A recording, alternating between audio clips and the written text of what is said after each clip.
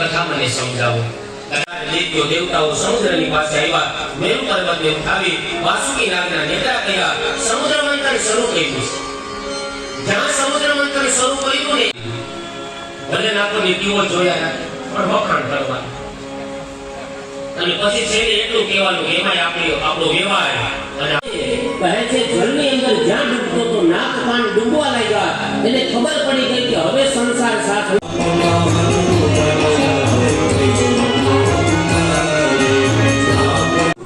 સિંહ આપણને દેખાય, મગર આપણને દેખાય કે સર્પ આપણને દેખાય એટલે આપણને સીધું મોત યાદ આવી જાય. આ ત્રણેય છે આ કાર્ડની બધી નોટિસો છે કે હવે આપણને પકડા છે, હવે પરમાત્માને યાદ કરી લે, હવે એનું ભજન કરી લે, હવે આ બધી મમતાને છોડી દે. જનની જનક બંધુ સુત દારા. પણ આપણે તો જન્મતાની સાથે જ કહી દઈએ હું તું આવું ત્યારે ખાઈ કરી લેતો. જન્મતા સાથે જ બાળક બોલે હું. ગીતાજીમાં ભગવાન શ્રી કૃષ્ણ વિભૂતિ યોગમાં એમ કે પ્રાણ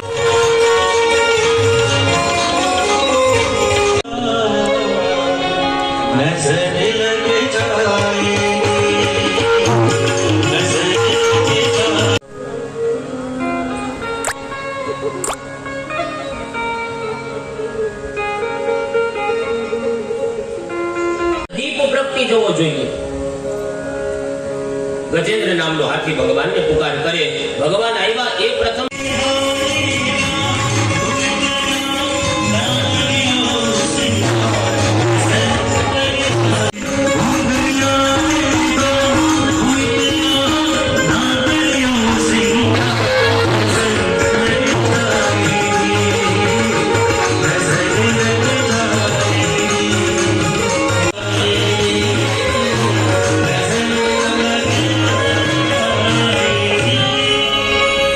ગજેન્દ્ર નામના હાથીએ હે હરિ પુકાર કર્યો. ભગવાન સુદર્શન ચક્ર ધારણ કરી